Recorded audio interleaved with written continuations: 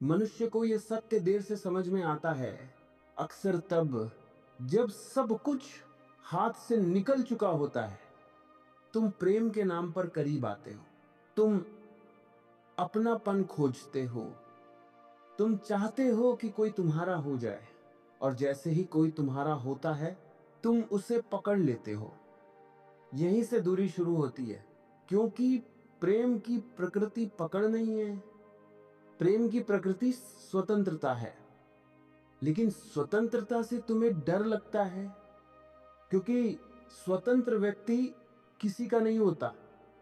रामायण को देखो, राम और सीता का प्रेम बहुत गहरा है, लेकिन वह प्रेम मर्यादा में बांध दिया गया। राम राजा हैं, समाज की आंखें उन पर हैं, और जैसे ही समाज बीच में आता है प्रेम पीछे हट जाता है। सीता को अग्नि परीक्षा देनी पड़ती है। ये परीक्षा सीता की नहीं है, ये राम के प्रेम की परीक्षा है। लेकिन राम वहां प्रेमी नहीं रह जाते, राम राजा बन जाते हैं। और जब भूमिका प्रेम से बड़ी हो जाती है तो दूरी निश्चित है। सीता भौतिक रूप से पास थी, लेकिन आत्मिक रूप से बहुत दूर चली गई। अब एक साधारण जीवन की घटना सुनो। एक युवक और युवती प्रेम में पड़ते हैं। शुरुआत में दोनों स्वतंत्र हैं, कोई अपेक्षा नहीं, कोई अधिकार नहीं। वे पास आते हैं, लेकिन एक दूसरे को बांधते नहीं। शुरुआत में दोनों स्वतंत्र हैं, कोई अपेक्षा नहीं, कोई अधिकार नहीं।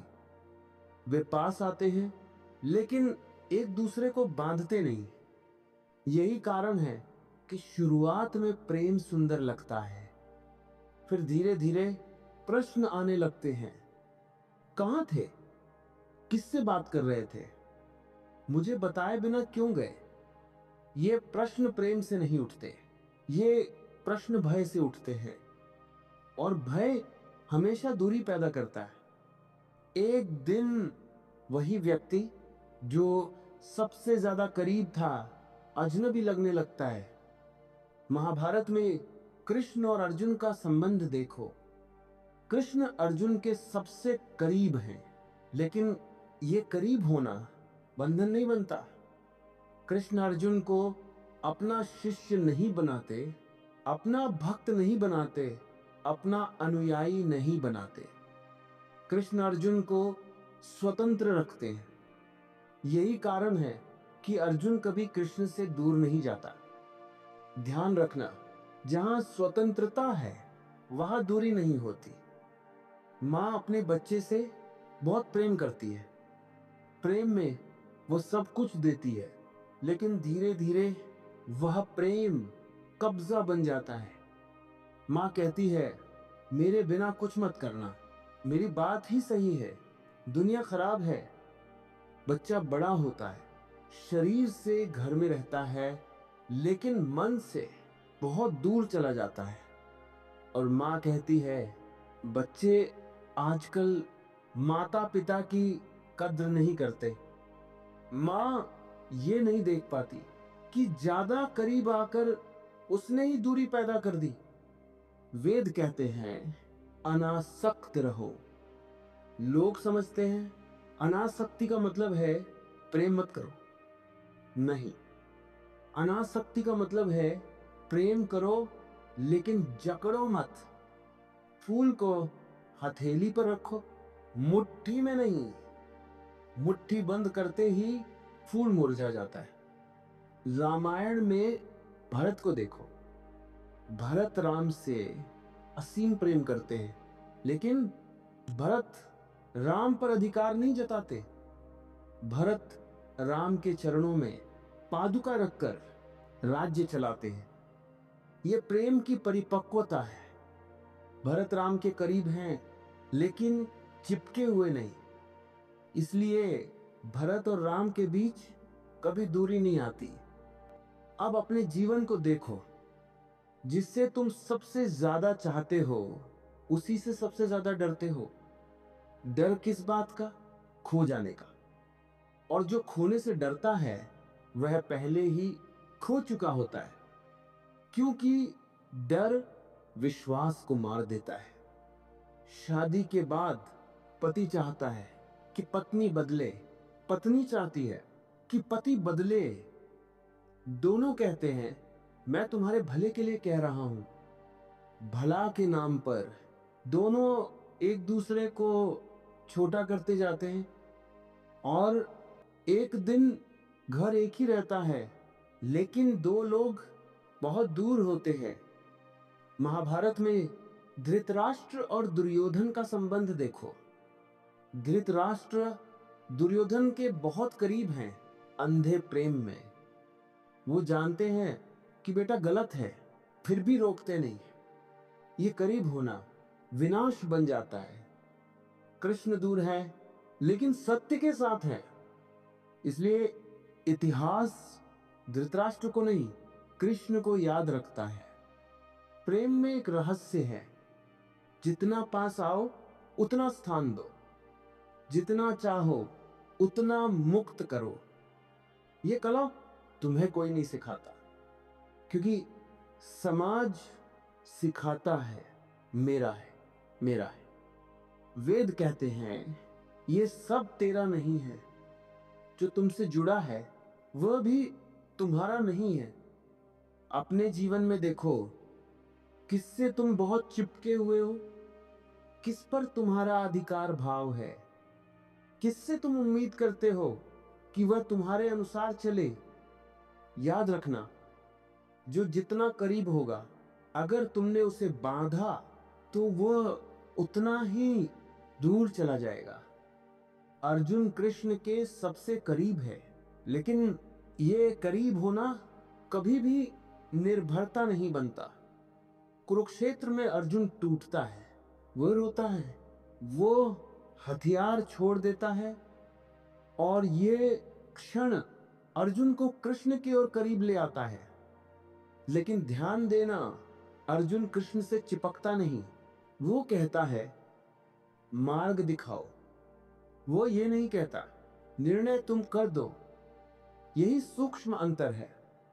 जहां तुम निर्णय सौंप देते हो, वहां आत्मा दूर होने लगती है। एक युवक अपने गुरु के बहुत करीब आ जाता है। शुरू में गुरु उसे स्वतंत्र रखते हैं, लेकिन धीरे धीरे शिष्य चाहता है कि गुरु हर बात बताए, हर निर्णय करे। और एक दिन गुरु शिष्य से कहते हैं अब यहां मत आना। शिष्य टूट जाता है। वो कहता है मैं तो प्रेम करता था, मैं तो प्रेम करता था। नहीं, वह प्रेम नहीं था, वो निर्भरता थी। निर्भरता करीब होने का सबसे सुंदर दिखने वाला जहर है। रामायण में लक्ष्मण को देखो। लक्ष्मण राम के साथ हैं, वन में, दुख में, सुख में। लेकिन लक्ष्मण राम के निर्णयों में हस्तक्षेप नहीं करते। वे कहते नहीं ऐसा मत करो, वे कहते हैं मैं साथ हूं। इसलिए लक्ष्मण राम से कभी दूर नहीं होते।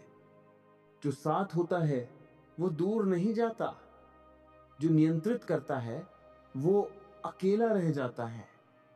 पत्नी कहती है मैं तुम्हारे बिना नहीं रह सकती। पति को यह सुनकर अच्छा लगता है, अहंकार तृप्त होता है। लेकिन कुछ समय बाद पति घुटन महसूस करता है।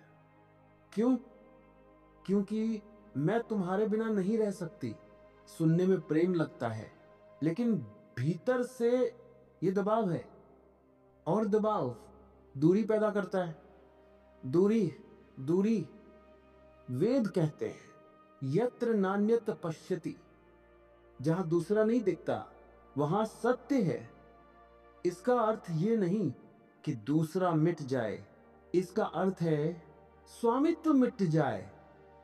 जब तुम किसी को अपना मान लेते हो, तुम उसे वस्तु बना देते हो, और कोई भी वस्तु बनकर करीब नहीं रह सकता। महाभारत में भीष्म को देखो। भीष्म हस्तिनापुर के बहुत करीब हैं, इतने करीब कि उससे अलग अपनी पहचान ही भूल जाते हैं। और यही करीब होना भीष्म की त्रासदी बन जाता है। भीष्म जानते हैं कि युद्ध गलत है, फिर भी वे बंधे हैं। करीब होने की कीमत भीष्म ने अपने सत्य से दूरी बनाकर चुकाई। दो दोस्त बचपन से साथ हैं, सब कुछ साझा करते हैं। फिर एक दिन एक दोस्त सफल हो जाता है, दूसरा दोस्त करीब रहता है, लेकिन भीतर ईर्ष्या जन्म ले लेती है। अब वह करीब सुख नहीं देता, वो चुभने लगता है और धीरे धीरे दोस्ती औपचारिक बन जाती है। करीब होने की मजबूरी ईर्ष्या को जन्म देती है। कृष्ण इसलिए दूर नहीं होते क्योंकि वे कभी किसी को बांधते नहीं। कृष्ण प्रेम करते हैं लेकिन दावा नहीं करते। राम दावा करते हैं इसलिए दुखी होते हैं। ये कहना राम की निंदा नहीं है, ये जीवन की सूक्ष्म सच्चाई है।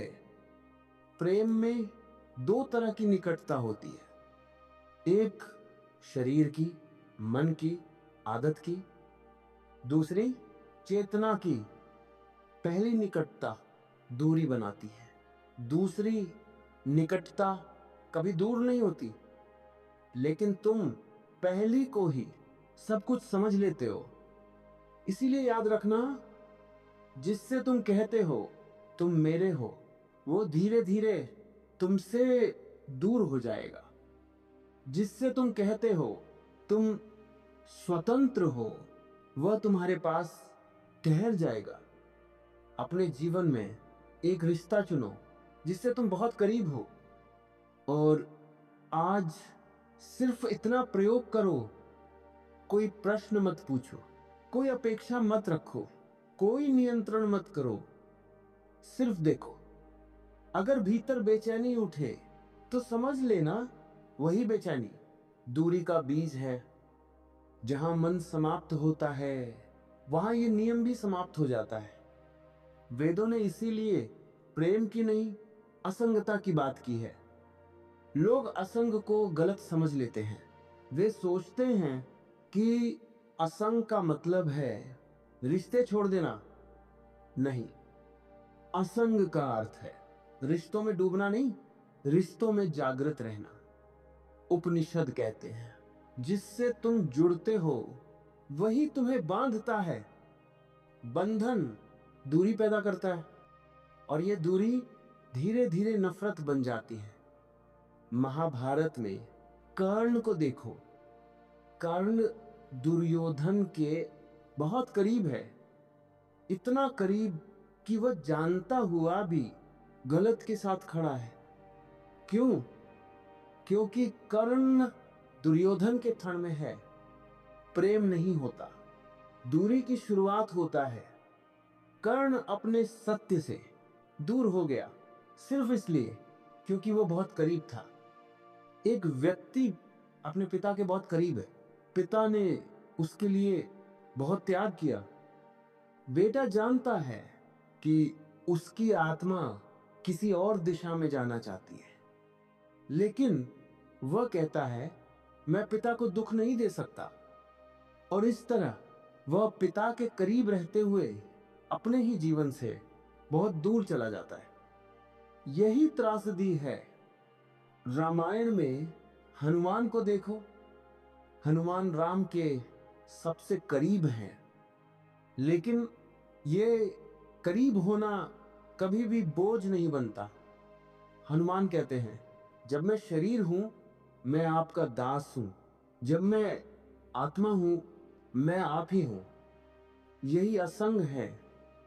इसीलिए हनुमान कभी राम से दूर नहीं होते। जो करीब है और जानता है कि वह करीब है, वह दूर जाएगा। जो करीब है और जानता ही नहीं कि वह करीब है, वो कभी दूर नहीं जाएगा। क्योंकि जागरूकता पकड़ नहीं बनने देती। वेद कहते हैं यह चेत वेद, अगर यहां जान लिया तो सब जान लिया। ये जानना बौद्धिक नहीं है, ये जानना है कि हर रिश्ता क्षणभंगुर है और जो क्षणभंगुर है उसे पकड़ना मूर्खता है। अब पति पत्नी को फिर देखो। जो पति पत्नी को बदलना चाहता है वह पहले ही दूर हो चुका है। जो पत्नी पति से अपेक्षा रखती है वो प्रेम में नहीं, डर में जी रही है। लेकिन जो दोनों एक दूसरे को जैसा है वैसा स्वीकार कर लेते हैं, वहां दूरी कभी जन्म नहीं लेती।